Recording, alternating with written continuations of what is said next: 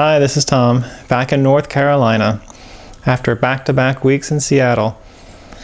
Let's weigh myself today to see how those 2 weeks away from home did, and then we'll talk about what we're going to talk about the next couple of weeks, and that is, why do I think various diets fail?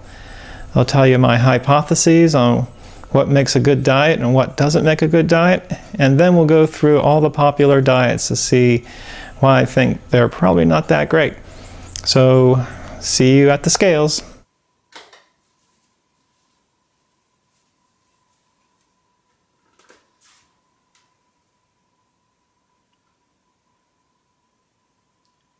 Alexa, what day is it? It's Saturday, May 19th.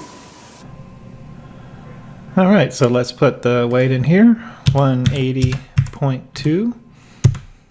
And I have this one filled out automatically as usual to divide these two in half since I wasn't here last weekend. I was in Seattle back to back. We'll copy and paste these formulas down. What I've got is 180.2 pounds. My goal is 181, which gives me 0.8 pounds better than my goal. I've lost a total of 19.7 pounds, getting close to 20 pounds, which is a nice goal as well. And this slight weight reduction was done in Seattle, eating out, just about 2 weeks in a row. And next week I'm at it again, going to Phoenix. This is why I say most diets fail. And when I say diets fail, I don't mean that you can't lose weight on them. I just mean that usually people lose weight and then gain it back. So this is more the reasons why people gain weight back after they pick any diet. Most diets confuse weight loss with nutrition. We'll talk a lot about nutrition in the weeks to come, but you can lose weight and eat whatever you want, despite the fact that people might not think it's good for you. And when it comes to nutrition, you point a food out that says this is good for you, and I can probably find a study saying that it's not, and vice versa.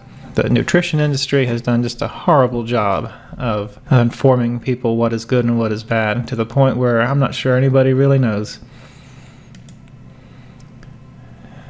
A lot of diets fail because they have you eat unfamiliar food.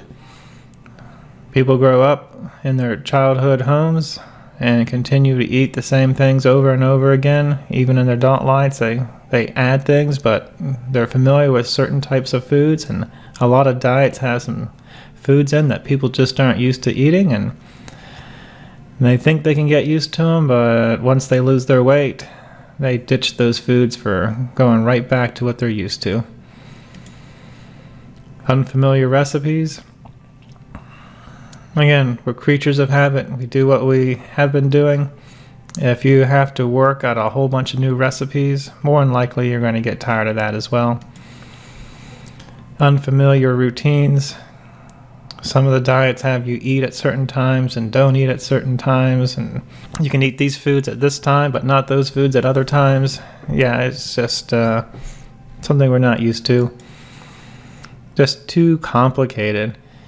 Yeah, anything that's too complicated, we just want to ditch, usually right away. It's just too many rules, too many different foods. Basically, it's everything, the unfamiliar foods, the unfamiliar recipes, the unfamiliar routines. The whole thing adds up to too complicated. Here, the buying the prepackaged food for the rest of your life. Again, I'm not saying you can't lose weight by buying prepackaged food, but is it something that you want to do to lose weight until the day you die? And I would say most people don't want to buy that. That's just not enough variety. Too much exercise. I've already talked about exercise and how much you have to do to burn the same amount of calories of just not eating too much. It's way harder. I've also talked about motivation, which a lot of times you see in these exercise programs that are geared to lose weight. Is there's some guy or gal yelling and screaming and giving you all sorts of motivation to keep on pushing it. If you need that to do your exercise, you really don't want to be doing those exercises. And a lot of diets have too much change real quick. They just say, here's the first phase where you lose a whole bunch of weight. in the first couple of weeks. And then they go to phase 2 and then maybe even phase 3. And I'm just saying, why have any of these phases? Just lose weight naturally without doing stupid, crazy things that you don't really like to do just for a week, just so you lose, 10 pounds in 2 weeks.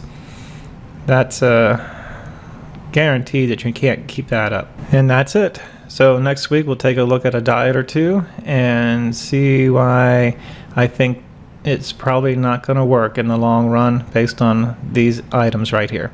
Till then, bye.